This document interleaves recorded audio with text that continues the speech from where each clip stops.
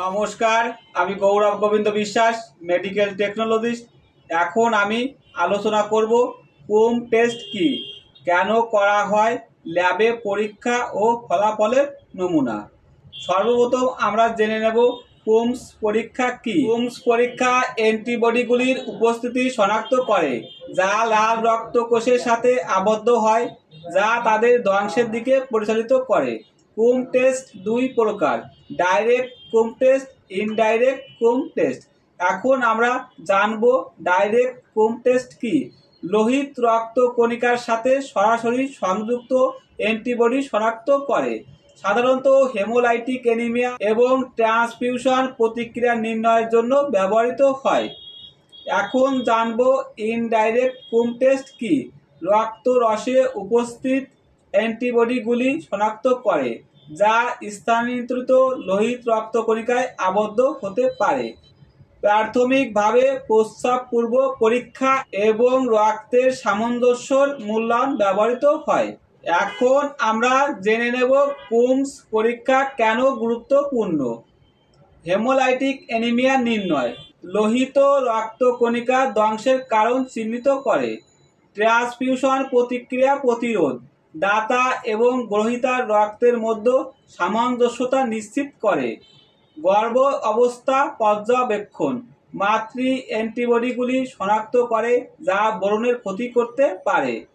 Auto immuno disorder মূল্যায়ন, lupus বা rheumatoid আর্থ্রাইটিসের মতো অবস্থা নির্ণয় করতে সাহায্য করে।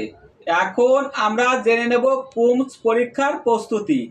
অতীতে ট্রান্সফিউশন ওষুধ এবং যে কোনো পরিচিত জিনিসে অ্যালার্জি থাকলে সেগুলো এড়িয়ে চলা।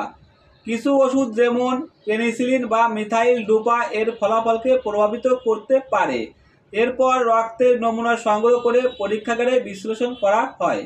এখন আমরা জেনে নেব কোমস পরীক্ষার ফলাফল কিভাবে ব্যাখ্যা করা হয়। এক নাম্বার হলো ডাইরেক্ট কোমস পরীক্ষার ফলাফল। ডাইরেক্ট কোমস পরীক্ষার ভিতর পজিটিভ এবং নেগেটিভ। সর্বপ্রথম জানব পজিটিভ। লোহিত রক্তকণিকায় আবদ্ধ অ্যান্টিবডিগুলি উপস্থিত নির্দেশ করে।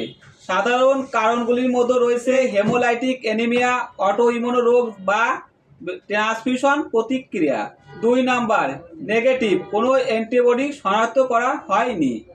2 নাম্বার ইনডাইরেক্ট কোমস পরীক্ষার ফলাফল। ইনডাইরেক্ট কোমস পরীক্ষার ভিতর পজিটিভ এবং নেগেটিভ। আমরা প্রথম জানব পজিটিভ। পজিটিভ প্লাজমাতে অ্যান্টিবডির পরামর্শ দেয় যা গর্ভাবস্থায় স্থানান্তরিত রক্ত বা ভ্রূণের সাথে প্রতিক্রিয়া করতে পারে। 2 নাম্বার নেগেটিভ, কোনো ক্ষতিকারক অ্যান্টিবডি উপস্থিতি নির্দেশ করে। কোমস পরীক্ষার ব্যবহার: রক্তের ট্রান্সফিউশন প্রতিকূল প্রতিক্রিয়া প্রতিরোধ করতে দাতা এবং প্রাপকের মধ্যে সামঞ্জস্যতা নিশ্চিত করে। নবজাতকের হেমোলাইটিক ডিজিজ, মাতৃ অ্যান্টিবডিগুলি শনাক্ত করে যা ভ্রূণের লাল রক্ত কোষকে ধ্বংস করতে পারে। Auto immuno disorder, auto immuno haemolytic anaemia এবং অন্যান্য সম্পর্কিত অবস্থা নির্ণয় করে।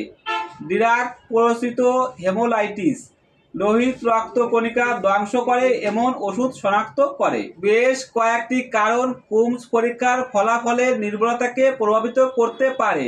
1 নাম্বার হলো মেডিকেশন।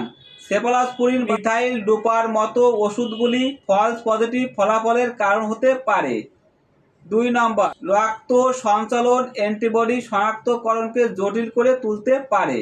3 অটো ইমিউন রোগ বা সংক্রমণ পরীক্ষার ফলাফলকে প্রভাবিত করতে পারে। এখন আমরা কোম টেস্টের রিপোর্ট দেখব যেখানে ইনডাইরেক্ট এবং ডাইরেক্ট এর দুইটার ফলাফল দেয়া আছে।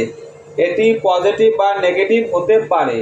ডাইরেক্ট কোম টেস্ট পজিটিভ হলে আমরা বুঝব যে রোগীর auto immuno haemolytic anaemia, haemolytic disease of newborn, transfusion reaction এসব রোগের সম্ভাবনা রয়েছে।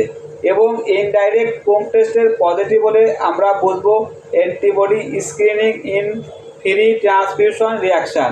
আর যদি দুইটাই নেগেটিভ আসে তাহলে রোগীর রক্তের অ্যান্টিবডি জাতীয় কোনো রোগ নেই। পরবর্তী ভিডিওতে আমি কিভাবে কোম টেস্ট ডাইরেক্ট এবং কোম টেস্ট ইনডাইরেক্ট টেস্ট করতে হয় সেটি দেখাবো। যদি আমার এই ভিডিওটি ভালো লেগে থাকে তাহলে লাইক, কমেন্ট, শেয়ার এবং সাবস্ক্রাইব করবেন।